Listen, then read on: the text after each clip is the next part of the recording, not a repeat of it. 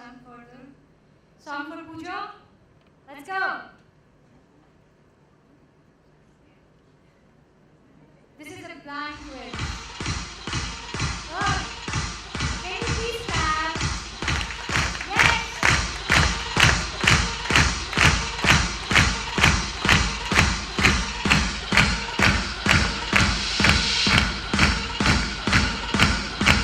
Alright. Thank you. That's a power pack song. Alright. You don't know who you're inspiring, so there you are. Alright, let's get a song for Ramya. I know. You should be thanking Ramya making it dance. Which I will. Alright. Good afternoon, ladies.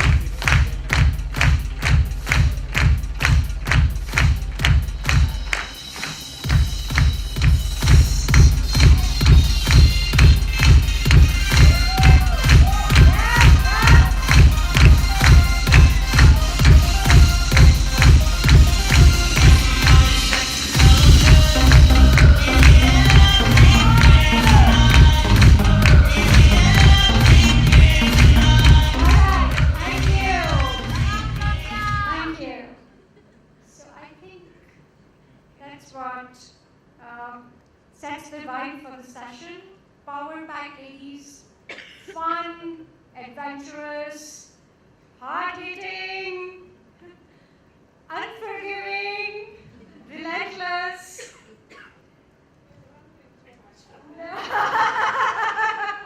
I know too much by now, but we want everyone to know.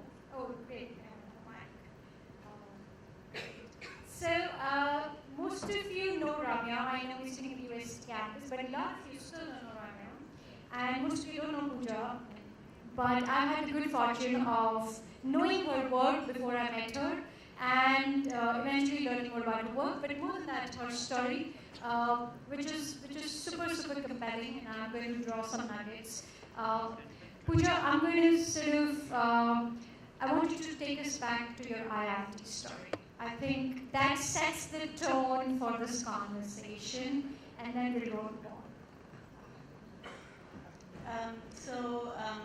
Well, that was long time ago now. Dinosaur years, 25 years ago. I grew up in a place in Jaipur, and went to a girls' school called Sophia. I generally did well in schooling. When I reached 10th, the general question of what you want to do, hadn't thought about it. I was good in math, biology, all of that. And then happened to go to apply for a scholarship called NTSC, National Talent Search Examination.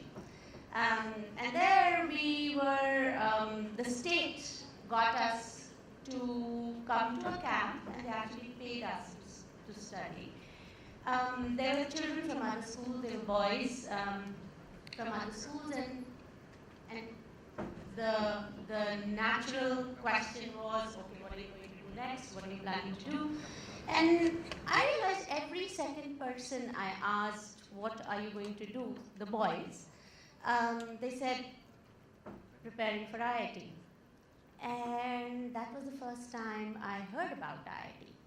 So I said, I went back. One of my Jijajis, my brother-in-law, he knew a little bit about engineering and education. So I asked him, what is IIT? He said, oh, that's a fantastic college, but you need to take math for it. So when I went back to school and asked them, I want to take math, they said, look, there is no math, 11th and 12th. But you can appear for the exam. I got back, I said, how will I do it without even teaching any instruction in math? My brother-in-law said, if you really want to do it, go ahead, do it. I'll help you with it. You can come to me with problems. And now in hindsight, when I think about it, I prepared for it, struggled, stumbled through it, and finally got through IIT.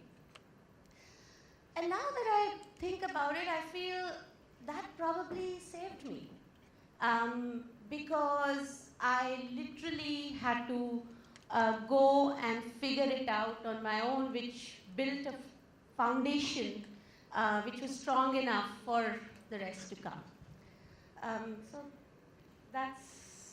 You're reminding me of, the Chinese quote which says, "May you live in interesting times." So pretty interesting times, and thereafter. Ramya and I had dinner together last night, and I think the dinner per se was a lesson in management.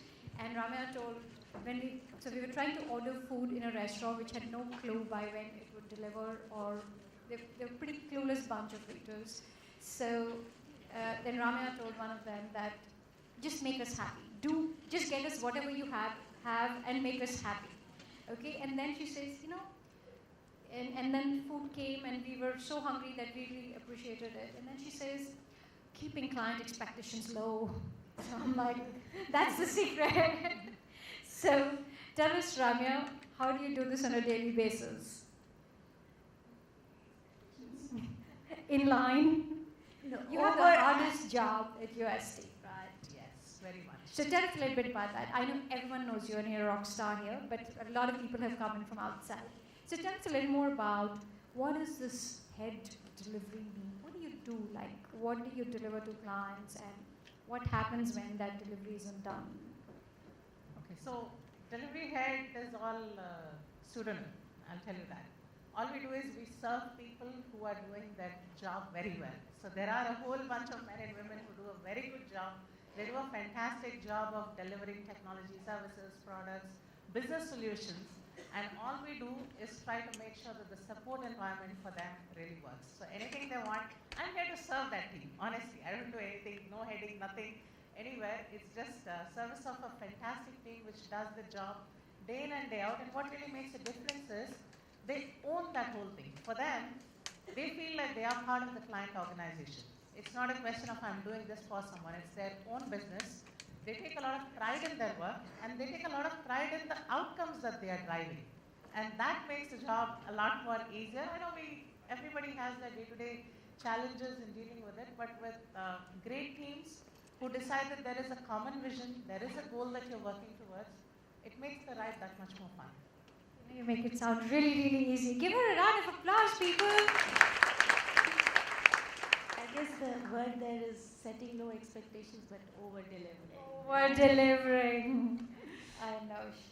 So, when you were talking, I was thinking basically bouquets are yours and brickbats are mine. So I think you really sort of seem to be doing a great job there. My sister has a quote, which is our quote, which is, your money, my money, my money, my money. Yeah.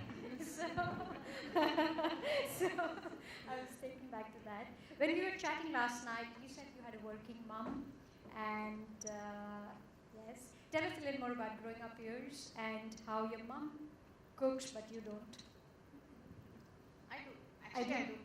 Nobody knows this, but I have a degree in cooking. Oh! It's just that I don't tell people about it, but because I don't really use it much. But yes, my mom was a banker from day one, and she went through a lot of trouble in life. She had some major accidents and other issues, but despite all that, she's been completely a source of strength. And I don't think I've seen someone with that kind of a strong will to live. So there was never a question on. Everybody had the question that, hey, is she going to survive? And she had a major accident when I was 3. And she was in coma. People didn't think she'll get up, and you have 2 little kids. And I think the whole reason why she's moving around today is primarily that willpower. And she's worked her entire life. And I've lived in multiple cities. I went to 10 different schools, multiple colleges, because my parents keep moving. But it's just that source of strength, and that whole the whole view in that generation has been living for others. So Alicia was talking about how do you make sure that your life is useful to others, and that's where that thing comes from. Beautiful. And you seem to have inherited that gene, the willpower gene and the strength gene. So more power to you. Pooja, from being an IIT engineer, and then you've had a pretty intense journey in every which way, and then you turned entrepreneurial. You sort of built a really high impact business, and you guys are still delivering that high impact. Give us like a 2-minute, 3-minute snapshot of your entire career journey, including the time that you were in the US and then what got you started. So yeah, coming out of so once I reached IIT, with no clue of what engineering is all about and what am I supposed to do, and realized that I didn't like chemical engineering. You literally slot it into, okay, that's your rank, 484, that's where you go, and that's where you start. So coming out of IIT, I moved to strategy consulting, worked for a little while there, moved to the Bay Area, and started a company there in software, which we raised funding for it, multiple rounds, and then the crash of 2002 happened.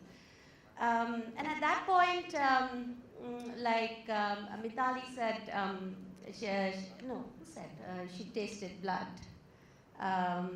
It was like that, just the high of being an entrepreneur. It said nothing else would work. The thing that I decided at that time was, if you have to start a business, I would try to keep it bootstrapped, because long conversation, but there are pluses and minuses of going with funding. So went, did an MBA, came back to the Bay Area, worked with companies like Palm, Adobe, just learned a lot, and then moved back to India in 2007 with Adobe to take care of family. My mother-in-law was battling cancer, my father was not well, and once I came here, my children were 1 and 3, and I saw a gap, which was that there was no conversation about the need for early years education and the importance for early years education. And the second was, there were so many women ready to go back to work, and essentially childcare was the most important thing. You are, as a mother, willing to compromise on anything. The house doesn't get clean, or the groceries have not come, or you have a cook for it and the food is not good, that's all fine. You don't compromise on your child's development.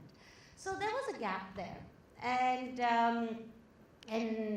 at that point, a batchmate of mine from IIT and I started IntelliThoughts, which was a fun ride for almost 9 years. And earlier this year, it got acquired by Clay. And I'm very fortunate to be giving shape to a lot of ideas that we had at IntelliThoughts, but we were not doing it because of lack of capital. And now at Clay, together with the team here, we're able to give shape to a lot of those ideas. And we're launching one of those products here, which is called the Creche in a Box. Enabling women entrepreneurs to really set up high quality preschool and daycare across India, because the demand is humongous. And what better place to do it than with SHEROES? Super. So, there's nothing that courage plus capital cannot achieve. Louder, louder. We didn't hear that enough. Yes.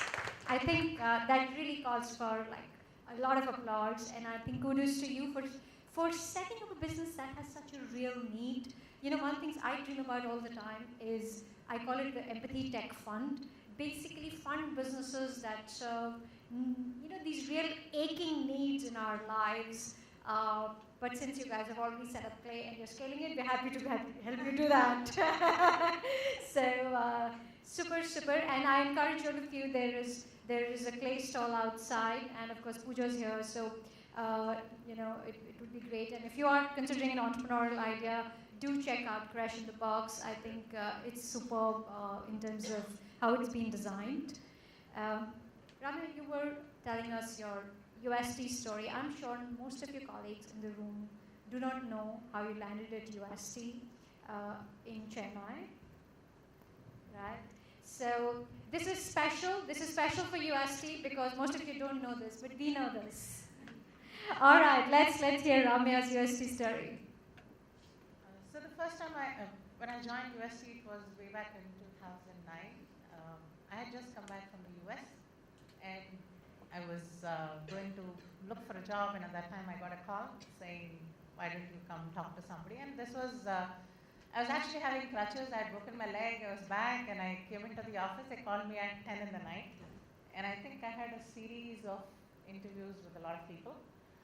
And very interestingly, our chairman at that time, Mr. Dan Gupta, he's a fantastic guy. For that, at his age, the amount of energy he had was fantastic. And he also spoke, so a lot of people spoke to me, and after, I don't know what happened, but it just clicked in a couple of days, and I ended up working with UST, handling financial services. We were doing BPO work at that time.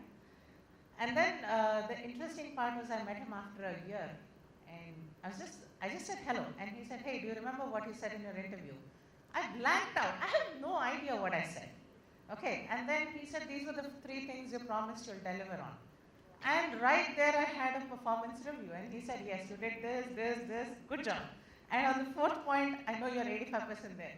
He's like, I didn't realize this. He said, look, when I interview you, I know exactly what you were saying, what you were promising to do, and I expect you to do that because managers hire their own problems, and I didn't want to hire one.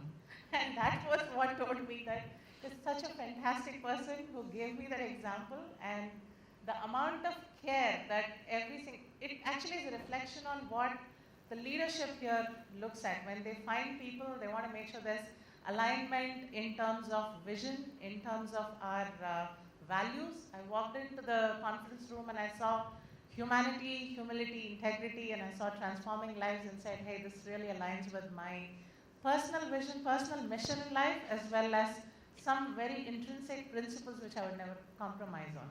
So that, it started there, it's still on here. Isn't that wonderful? You were talking about empathy, right? And the first step to that is listening. And in our day-to-day kind of moving fast, as a manager, you just forget to listen. And just the fact that you listen and you remember, and there are tricks to remember, you have to make an effort to remember. So important. So, we run a helpline at SHEROES. It's a chat-based helpline available on our app. And when we are briefing our counselors and when we are telling our team or when we are talking to customers, we say this is a listening service. Our job is not to give advice here. Our job is to just listen neutrally and let the person be. And I think that's just massively incredible in its own way. And I'll just tell you there, on the listening bit, right? I would attend calls from parents, inquiry calls, what they're looking for. And there would be occasions when mothers would call in and they would just talk for 10, 15 minutes. My child is wonderful, he can do this, but I'm thinking of doing this. And then they'd interrupt and say, I hope I'm not boring you. But sometimes, being a parent can be such a lonely journey. And just the fact that you listen goes a long way. I know, I totally agree with you, and I have a confession to make. I started my career when the first .com was happening in India, and I got a bit started. But before that, most of my peers were running off to the US. Basically, everybody had to go to the US, and then there was this whole Y2K phase. And I've maintained like a very healthy distance for the IT industry per se. While we've done work in the industry, I've always been more inclined towards, more entrepreneurial organizations. But I have to confess, having partnered with UST for the last couple of months now, my view of the whole industry has changed thanks to one organization. I see a lot of care, and that's something that's really, really precious. I see a lot of thought in terms of how you've done everything. I walked into the lobby and I just saw so much of care in just setting the tone, We've been talking to the teams. The teams have traveled with us, and I think they're the best teams we've worked with so far. So guys, really give it up for UST. You guys will really rule the world. More power to you, and you have all our support. So go places, win the world. I will come to a slightly more difficult question for us. As women, we are basically, we all take charge in our sort of head, heart, hands. We are with it, right? We are almost unstoppable. But it's also somehow we made this our second nature. I see that trait in you. I see you definitely are there, and I do that as well. Hurtful events, setbacks. You just go. Like you don't let anyone sort of.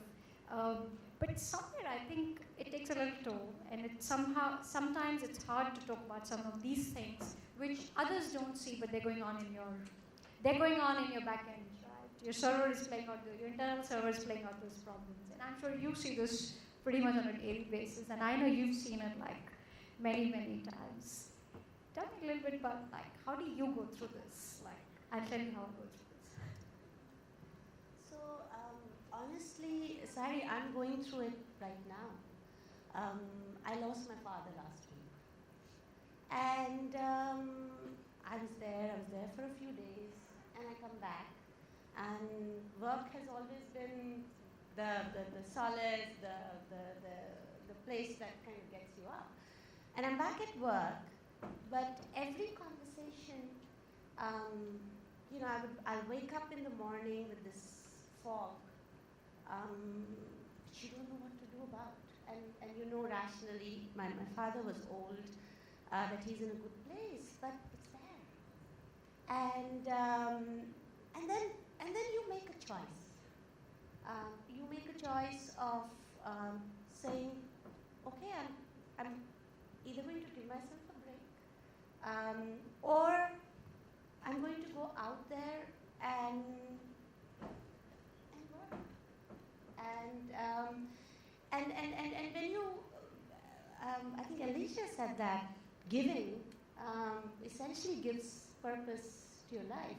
So when you go out and meet other people and work with other people, you just kind of say, look, your problems are really minor compared to what's going out there, right? If you are able to support anyone through a small gesture, through a small statement, somehow that just gives meaning to your day and to your week and to your life.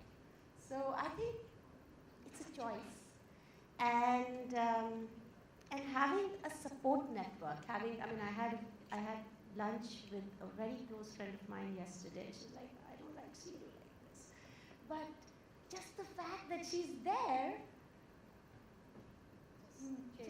changes the so making a choice and having a support network and seeking it when you need it really makes all the difference. Good.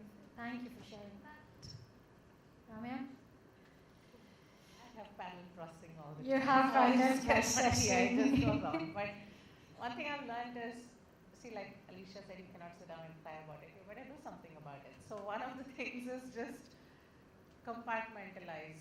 Sometimes the compartments start blending, and you have to give yourself a breather, put things back where they are, and then start working. So I do a lot of parallel processing. That really becomes second nature. I want to add a quote here. There is a wonderful book that I would recommend everyone to read, A Man's Search for Meaning by Viktor Frankl, right? And one of the things he says is the only thing that's in your control is your action. And between an action and reaction, there's that pause. And you make a choice. And that makes all the difference for where you go and what you do. Beautiful, beautifully shared. My natural reaction to most things is to make more plans. Fill everything with plans. So when people is so basically I go to work. When things happen, I go to work, right? And the only other thing I do to sort of help myself a little bit is I do yoga. and that's it. Like, and I think my team, he's here, and they know it. Like, I can be really overwhelming and like annoying at times because they're like, you know, take a break, man. Get off this cliff, right? But I know. We have some time, and I want you guys to sort of put your hand up if you want to. We'll keep chatting, but be part of this conversation. In case you want to sort of ask a question, make a comment, share your story.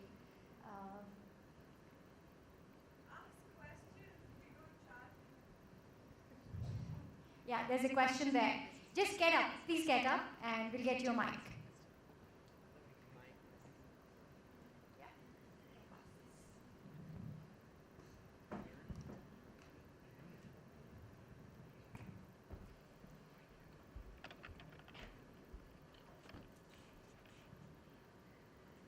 Hi, my question is for Pooja.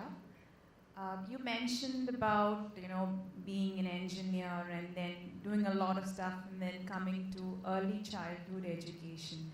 So my question is, did you have any specific training before reaching out to something unrelated? I'll explain where the question comes from. I've been working in product management in the food industry, and I've taken a break and I'm designing a space for children.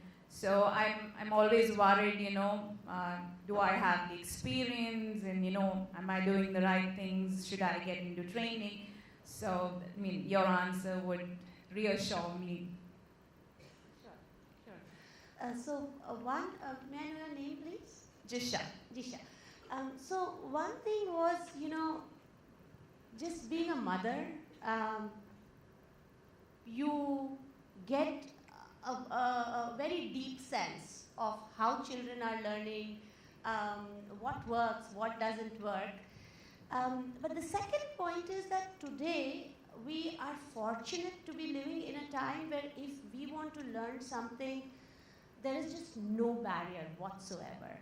And I truly believe that the nature of education and learning is changing, and it will change very fast over the next 5 to 10 years. So if you want to learn about designing learning spaces and what goes into it, I can tell you, you have the best of experts out there who you can learn from without leaving your home. There are free courses available, there are communities out there. So literally, it's not about going and doing a master's or PhD to understand that. The tools are with this device that you are on that device that you have, the phone. The communities, communities like SHEROES, there are educational communities. And personally, that's how I did it. So first step, question, just go back to the basics. When we, Shivani and I started IntelliThoughts, we looked at all sorts of, curricula, pedagogy, methodologies like Montessori method and Reggio Emilia. And the big question that kept coming is, why this? How do we know if it works? And neuroscience, just how our brains work, really gave the answer. And I got interested in that area and literally did so many different courses online, which were all for free. Coursera, edX, Udacity, they're all there. Books and talking to people. And literally, any researcher I reached out to across the world, we started working with Johns Hopkins. They were working on getting some research insights from neuroscience applied to education. Reached out to them. They just welcomed us with open arms. So I would say, just use the networks online and all of the learning resources that are at your fingertips.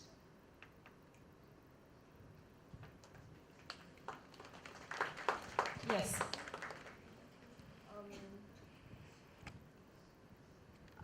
Entrepreneurship is a very scary step. So, how do I go into that? How do I I always see myself quite doubting myself or people correcting, especially, it's not very easy for women to start something and get a huge support. But this community is helping us to do something like that. So how do you start ownership? How do you get into that step? The question is for... So, I'll tell you a little secret. When I was in class 5, I injured my right ear, and I can't hear from my right ear. So I'm partially deaf, but that's how you start. You don't pay attention to most people. You pay attention to your inner voice, and you take action, and you take more action, and come talk to us during lunchtime. And that's what I was going to say in my closing as well. We're all here to share, and we're all here to learn from each other. So today I might share something with you, but tomorrow you may have something even more valuable to either pay it forward or pay it back to me or relay it forward. So this is a funny neural network, okay? So just don't worry about other people, worry about yourself and what excites you. When you get up in the morning, do you think about your idea? Do you look up material online? Are you thinking about it online? Or are you talking to people who are in the field? Just start prodding a little bit every single day. It's like farming. You go to your farm every day. So go to your idea farm every day and do something, however small it is. And it'll start rolling. Before you know, there'll be something in front of you. And of course, we're all here. So catch us. Beg, borrow, steal, get the job done. So, go places with that. All the best. Thank you. All right. So we are bang on time, which is wonderful. I don't sound like Indigo right now, though. Being on time is a wonderful thing. Thank you, everyone. Thank you for being a wonderful audience. But the opportunity to chat, to share, to find us online, to be part of communities, to unleash your dreams is still here in the room and will be outside the room for lunch. So thank you.